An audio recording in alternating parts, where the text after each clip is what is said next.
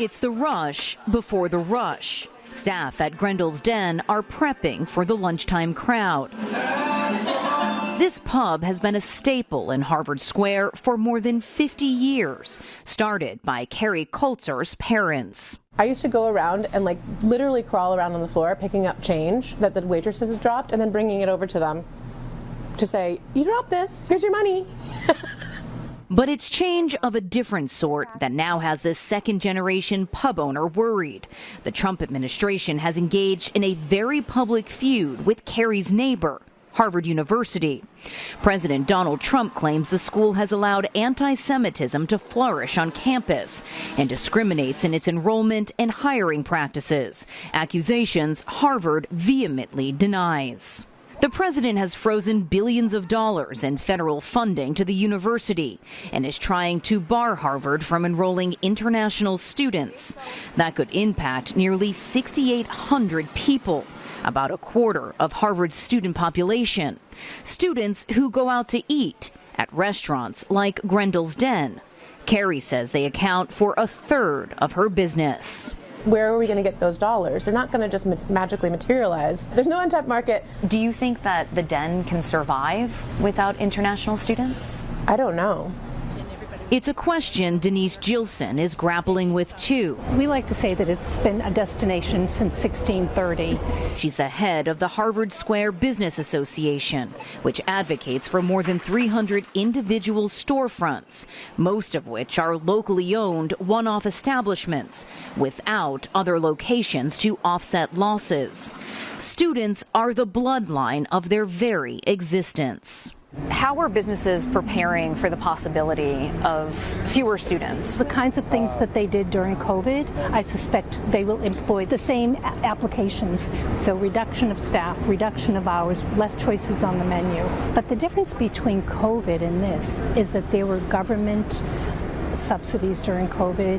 We don't have that safeguard now.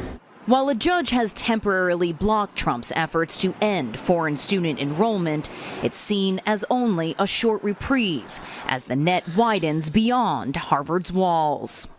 U.S. embassies have been ordered to halt visa interviews for all international students, not just the ones here at Harvard University, as officials mull stricter vetting procedures.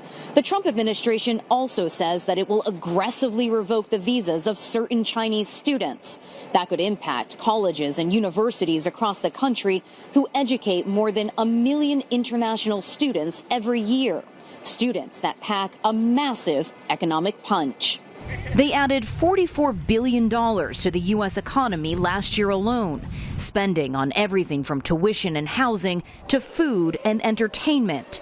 That economic contribution also extends to the labor market, as Boston University professor Barnett Sherman explains. Roughly one job in the U.S. is created for every 3 international students. That's over 350,000 jobs nationwide. And these are not just jobs in larger urban centers like Boston, but across the country, because nearly every city and town across America has a school, either a community college or a local state college.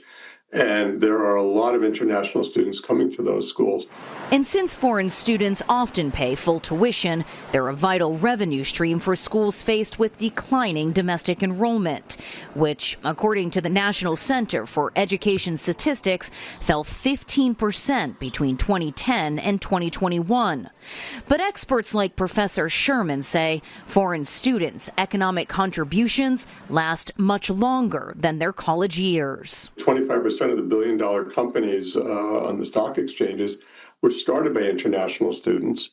So the implication is it's not just the money that is potentially being lost now, but the multiplier effect of this money over time and the number of jobs and wealth that international students have created and will continue to create.